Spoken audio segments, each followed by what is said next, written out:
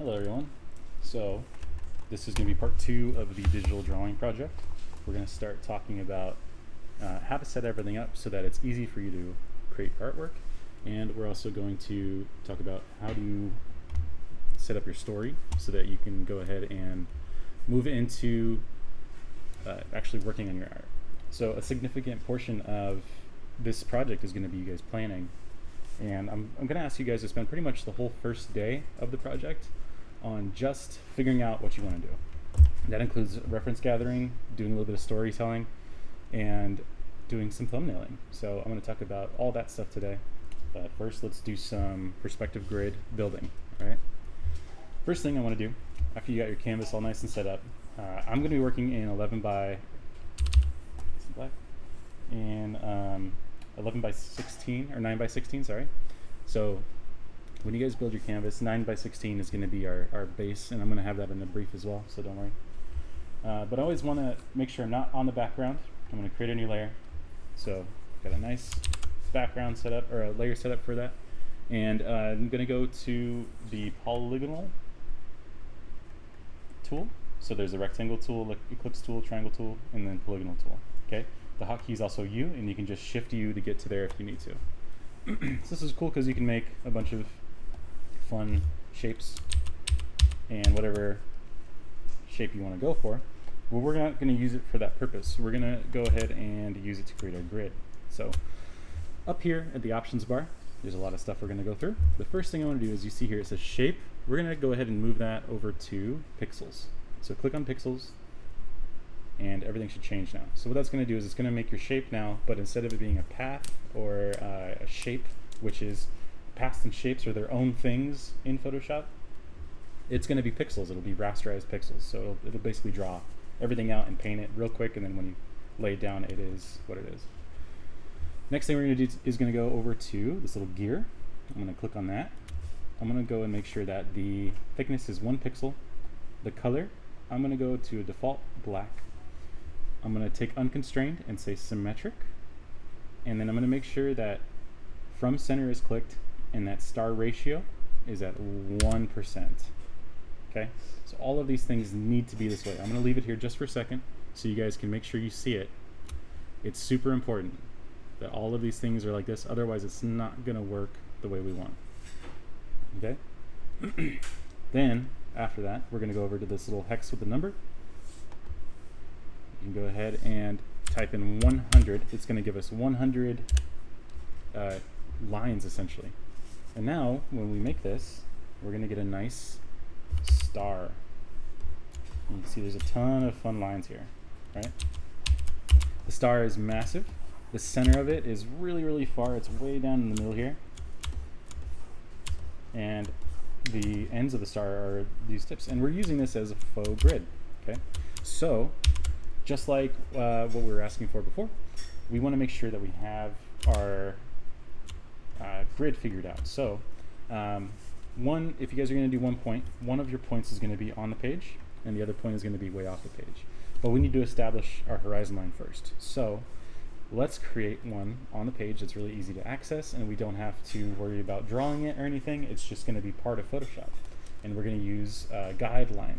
Okay, so everybody hit Control R, and what you should see is a ruler that shows up on the edge of your page, and it'll actually be the correct measurements to the way that you established it. So you can see I have 16 by 9. And what's really cool about this is if you go over to the ruler, you can see a little white cursor is going to show up. If you click and drag, it'll give you a line. And this line is it's a pathway, but it's something that you can move around on your page. If you guys are having a hard time getting this to work, there's going to be some sort of a preference that's not figured out. Go ahead and ask me in class, and I'll help you figure out how to get to it. Otherwise, it should work just fine out of the box, just like this. So I'm going to figure out where my perspective is. While we're doing this, you're going to figure out your storytelling. You need to figure out if your environment is going to be something that is frightening or something that is fun and inviting.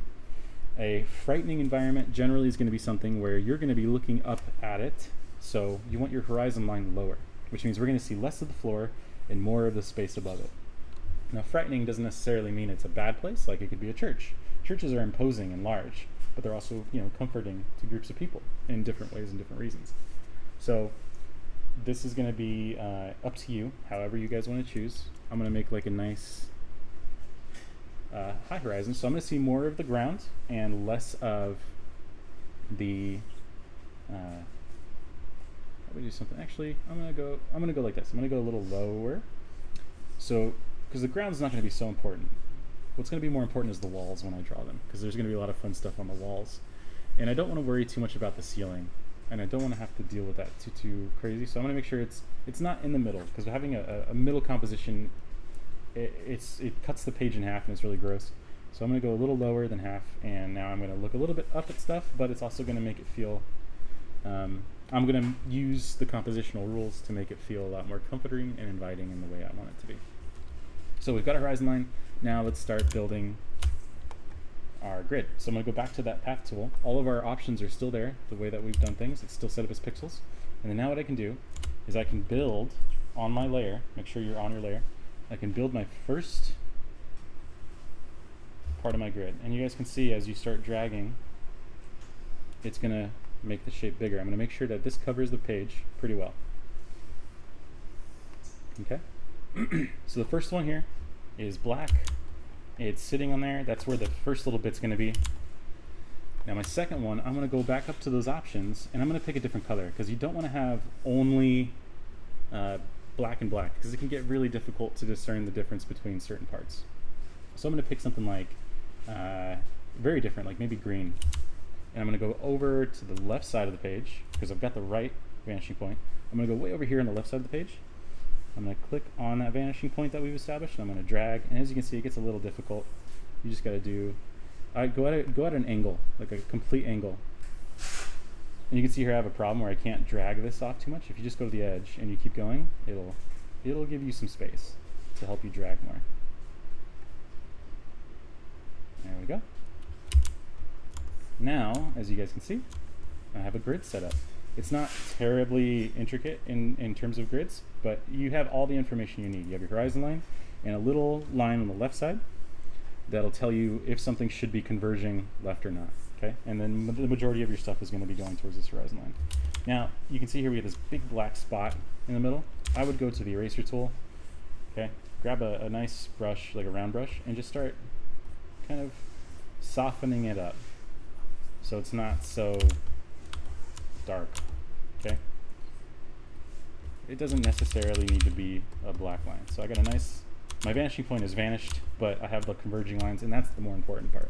The vanishing point's not itself important, but as long as you have the lines there, that's all that matters. So the grid's all set up, and I got my horizon line. We're good to go. I'm gonna get rid of the properties, we don't need it now. And what I'm gonna do is I'm gonna lock this layer, because I wanna make sure that I don't lose it. And if you want to, you can even turn down the opacity. Let's say you have, yours is a little too good. I'm going to turn the opacity down, and then I'm going to lock it, and then I'm going to call it grid, not groid, or griod, grid, okay? And I'm going to leave it there. I'm not going to touch it anymore. And this is going to stay at the very top of everything that I do. I'm not going to draw above it, because as you start drawing, you're going to cover a lot of it. If you prefer to draw over it, I think a lot of people do, go ahead, but I tend to like to draw underneath it because it keeps my grid there, and my line's dark enough anyways that it doesn't get difficult to see, because I've lowered the opacity on this and it's already very thin, so as I draw it's not going to get in the way. But the problem here is, you guys might have just seen this, is that my line as I go across the horizon line is gonna hit it, and it's gonna try to grab it. So what I'm going to do is I'm going to grab this bar. If you go to the move tool, I'm going to go grab the bar. You can see this little icon that showed up there, and I'm going to drag it back up, off, and into there. So we're good. Now that being said, let's talk about brushes and the kind of brush that I would use for this part of the drawing. Okay, I'm going to go to the layer 2. This is going to be our base layer, and I'm going to go ahead and open up my menu. I have a lot of different brushes that you guys don't have, but I do have a wide, soft, round brush. Okay, everybody should have this. This is just a soft round brush, and it's got transfer. So if we go over to our settings, brush settings, where are we at? Brush settings window, brush settings. We'll just go to this one. Okay, see how transfer is clicked on right here? So what transfer means is that it uses your pen pressure as you're pressing onto your tablet to affect the flow and the opacity. So you guys can see here we have opacity jitter and we have flow jitter, and then we have 0 as minimum, and then we have control over pen pressure. That's all you need. You don't need to change any of this stuff. Just make sure that control's on pen pressure for both. And so that means that as you draw, the lighter you touch, the lighter it's going to be, and the heavier you touch, the heavier it's going to be. Okay, and then go ahead and make your brush nice and small. I like to work at like an 8 because it acts sort of like a nice pencil. You can go even smaller if you prefer, if that's more of your style, but just make sure that you can see it while the canvas is in full. Okay, so if I was going to start drawing, working on my first little section here, and I'm using my grid to draw, you can see here that I have a good soft line, but then if I need to emphasize something, I can push a little harder and really get the line to show off, just like how we talked about, where we can emphasize and force a line to work in a way we want to. I would always draw through while you guys are doing this. Draw through means to make sure that you're able to see and understand what's on the other side of your piece. Also, while you guys are doing this, do not worry about the z-axis. Okay? No z-axis, don't worry about that. We're just doing 2-point or 1-point. The z-axis is going to confuse you guys and upset you. Unless you're so confident in your ability to do 3-point perspective, just focus on 2-point, okay? So just worry about left and right, and that's all that matters. Now the reason I want you to draw through is because, let's say that this is a table, okay, and I'm drawing a table, this is the legs, okay, and I want to have some stuff sitting on top of it. What's really nice is because I drew through, I know where to start my drawing. So if I want to draw like a vase on it, I'm going to draw the bottom of the vase in here. Then I'm going to draw the vase like this. And then now I can start emphasizing the parts that I want to so that they stand out a lot better. Erase the things I don't want. And I apologize if you guys can hear my baby crying in the background. He just woke up from a nap and he's hungry. But yeah, so I'm just emphasizing the lines that I want to take now, and I have a good understanding of where my stuff is, and I can really make my piece make some logical sense. Because when we're doing these sort of pieces, we want to have our stuff follow a logic that allows the viewer to enjoy our piece without having to struggle to understand what we're doing and what they're looking at, right? When somebody has to work, when they're looking at something, they won't look at it for very long. That's just a universal truth. Oh, you guys might have just noticed I did something. If you hold shift while you're clicking, you will create straight lines, and they will use your pen pressure. So I'm pushing very lightly right now, so I'm creating a nice soft line. If I push hard, it's going to create like a very heavy line. Okay, and you'll get a nice straight line, so you can very quickly block out shapes.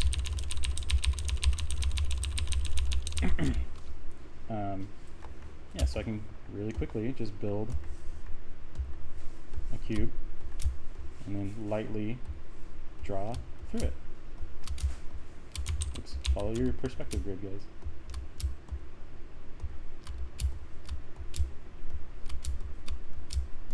So remember though, if you want to click on a new area and stop, like let's say I don't want to do anymore, I want to add a new layer, you got to click and then hold shift and then click.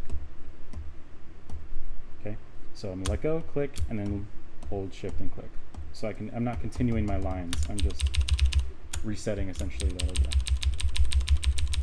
All right, that's the brush setting that I would use. I would also use the soft round brush as your eraser, just to help you light things up if you feel like they're a little too heavy. You know, it uses the same logic as your brush. And make it nice. It's almost like a kneaded eraser. So this is the most lifelike that I can get the brushes for you guys so that it's an easy transition into digital. Okay. All right, so that's the drawing. Now let's talk about some storytelling. Okay. I want you guys to spend a bit of time really figuring out what you want to do. All right. So I came in with an idea, and my idea was I wanted to create a cool alchemy lab and witch's hut. All right. So I'm going to make some notes. I'm going to say witch's hut. Okay. And I'm going to ask myself some questions. Who? What? Where? When? And why? Write them down, and then I'm going to say who. Who lives here? A witch. And that's very simple, vague answer. Okay? That's a like what culture? What time period? You know, what world? Is it in our world? Is it in fantasy world? So I'm gonna make a witch's hut. I'm gonna do it in like Eastern Europe. Okay, so where? Say Eastern Europe. And I'm gonna say when. I'm gonna say an alternate history where magic exists. Magic is real. Well, like fantasy magic. Now, what is this? It is a hut. Is it a home? Is it her like lab? I'm gonna say it's her alchemy lab.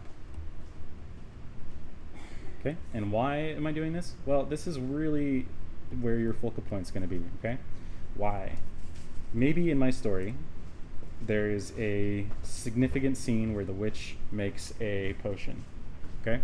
So why am I doing this? The potion lab, or we'll call it potion lab, where evil killing poison is made.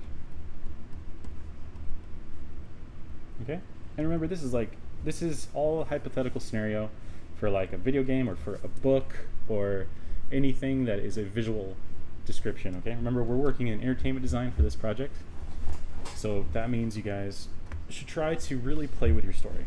And this is all I need, just these who, what, where, when, and why. Okay, and this is going to let me work on having some fun with different ideas. So I'm going to go over to Pinterest and I'm going to look up pictures that'll help support what I'm going for. And I already did that because I want to save some time. So I'm going to drag those pictures in, have all of them here, and I'm going to let go. And you're going to see they're going to pop up all fuzzy. This is like a little preview, and you're going to see a transform box. I'm just going to hit enter. And I'm going to do this for every single one. So I'm going to get them all laid in. And I didn't grab too many. I didn't want to get 1,000 images because that'll just take so much time. I just wanted a few.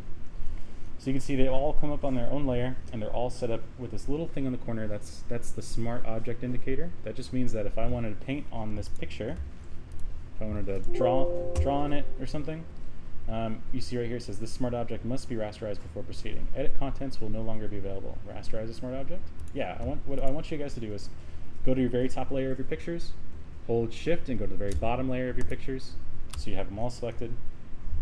Okay, then you're going to right click on them and you're going to hit rasterize layers.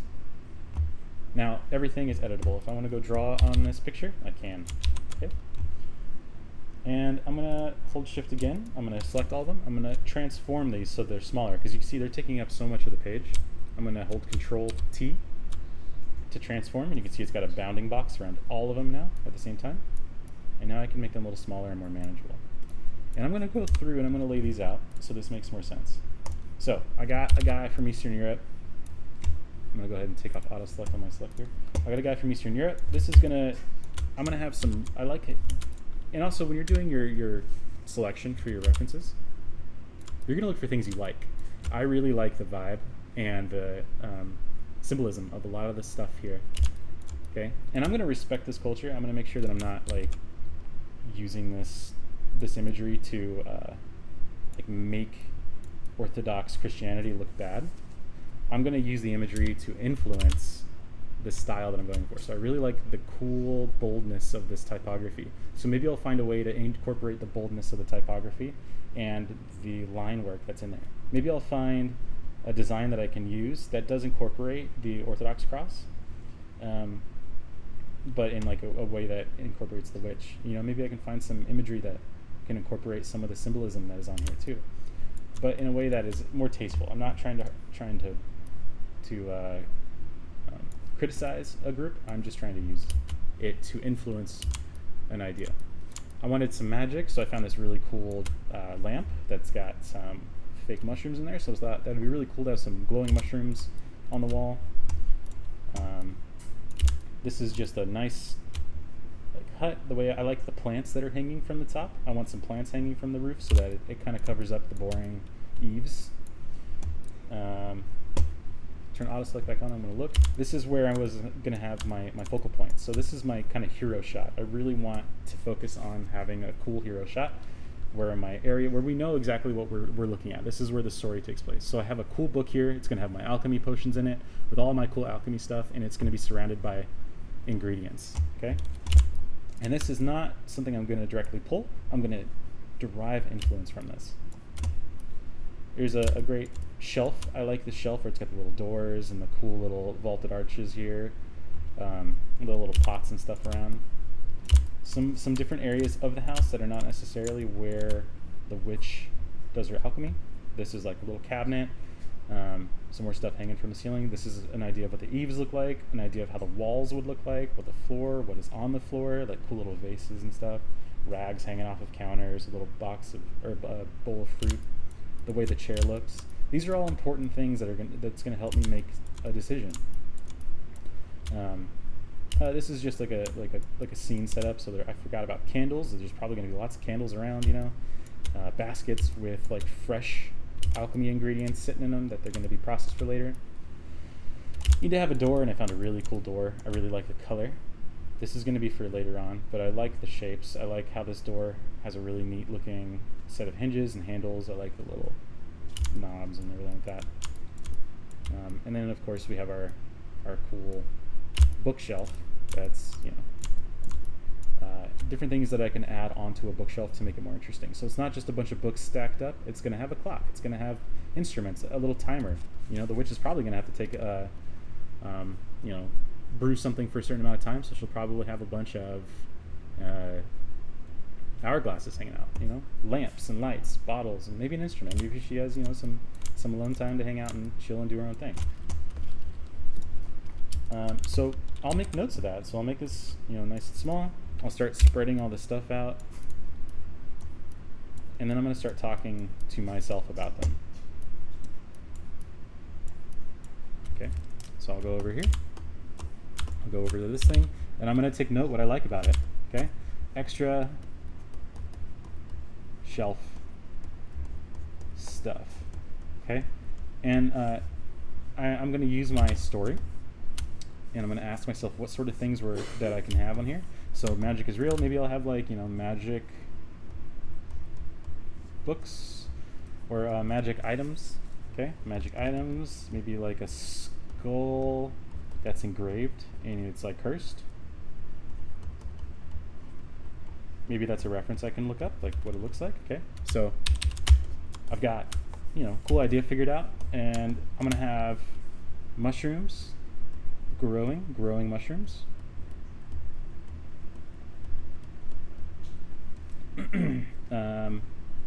In corners. And this can be like an alternate light source, because we're going to use light sources later on, but it's also something that we can apply while we're drawing. I'm definitely going to make a distinction here. I like the typography. Typography is just a name for type, you know, words and letters. I like the typography, and I like the bold letters and shapes.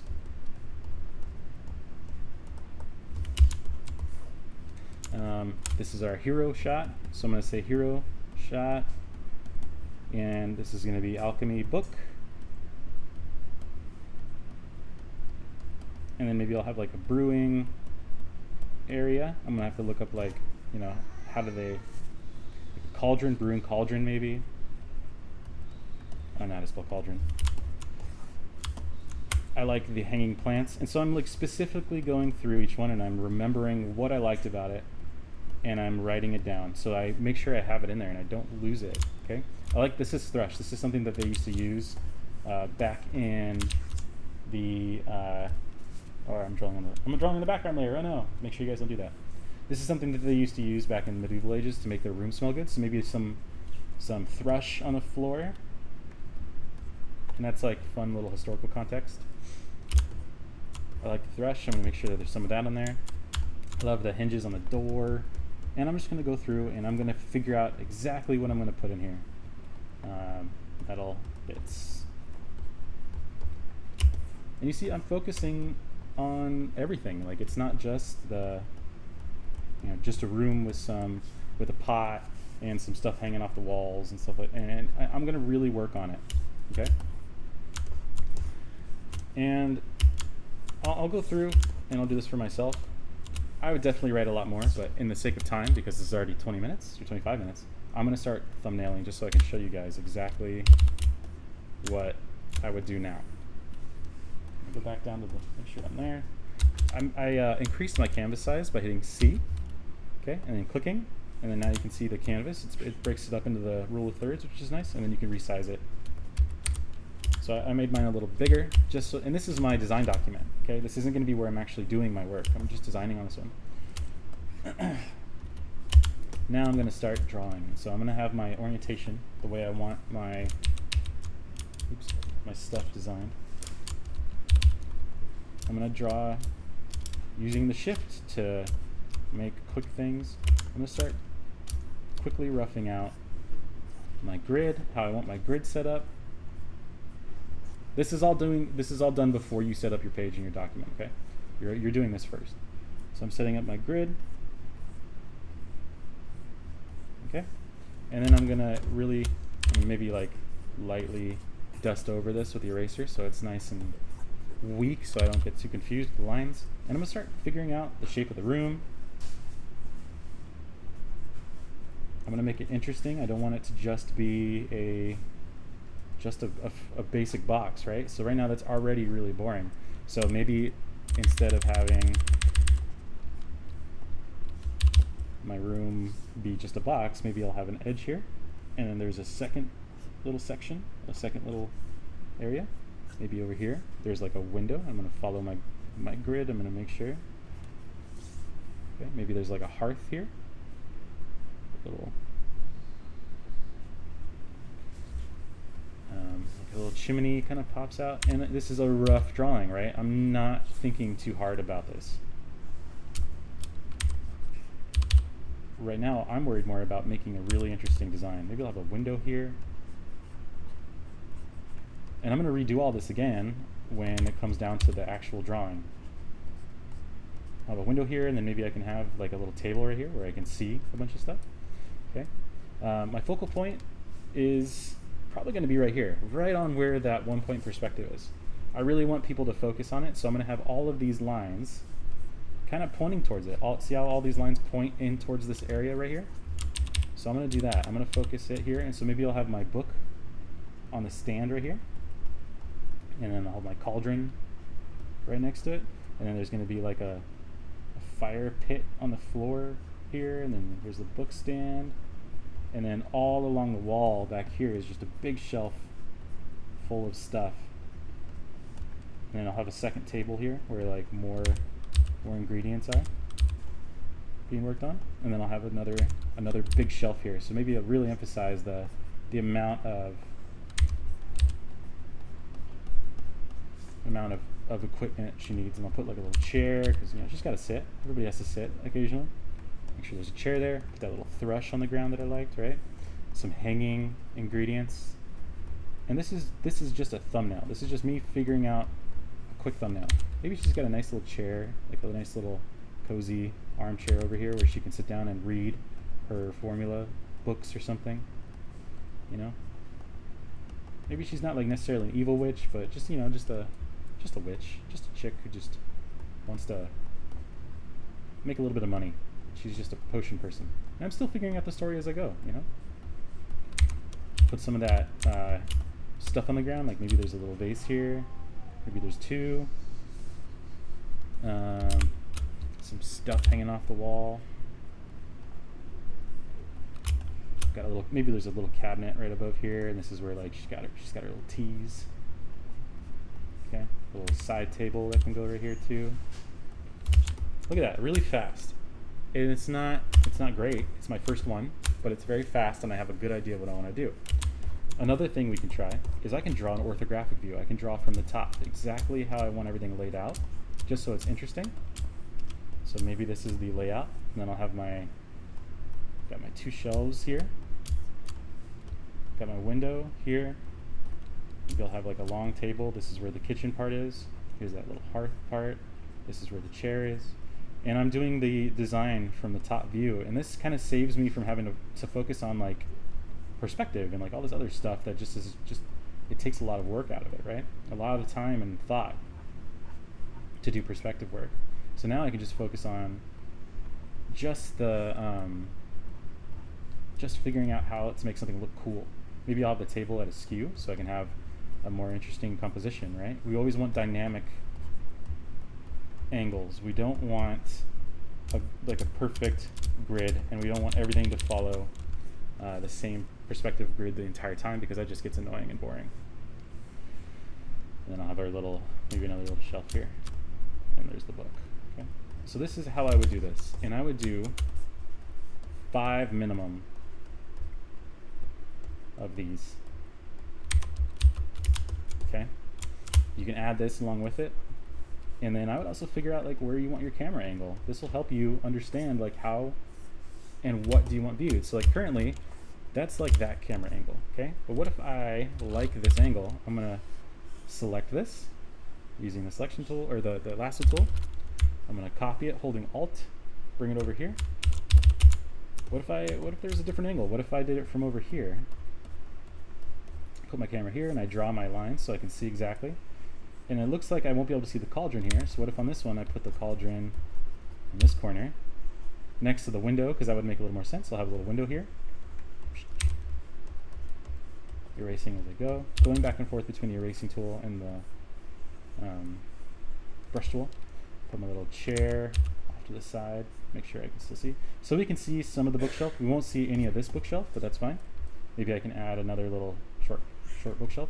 And like everything, nothing is fixed. Everything is very chill, very relaxed, okay? Put a big carpet on the ground. So now when I draw this out, I'm gonna use this as a little template. It looks like I have one vanishing point way over in the frame, way over here. And then the second vanishing point is gonna be way over off the frame over here. So I'll have one vanishing point here, put my horizon line, kind of draw out my rough, safe grid. And my second vanishing point is going to be off way over there.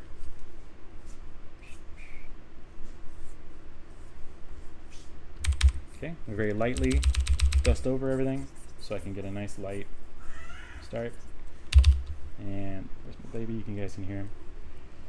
And I'll draw my first wall. That's this wall here. Looks like I can have my chair chilling kind of right here. The little table, have a nice little foreground element. Okay, and then I'll draw the rest of the building. I can always draw through so I can understand exactly how it's laid out. And then if I need to, I can erase out the stuff I don't need so it makes more visual sense to me and I'm not stressing about everything. My windows in, I'm gonna have 2 windows just so it's visually interesting, maybe some cool curtains. I'm gonna have all the table. See, so far I'm not liking this one as much, and that's good because now I know what I don't want to do. I don't want to have a composition like this, and that means I won't do it anymore. So you know what, as I'm doing this, I'm going to say that's probably good enough. I don't like that one, so definitely not. This one's better, this one's not as good, and I'm working on it. Okay. I would, if I were you guys, 5 is the minimum. Try 20. Okay, 20 is like a good number. If you go to places like Art Center, that's a college, Art Center College of Design, they make you do 100. So 20 is manageable. Okay? All right, guys. So this is what's going to be the first thing you're going to do, and then we'll have another video showing my process, and you guys will be able to watch that later. That's going to be next week when you guys start working on the actual final part. Okay? So talk to you soon.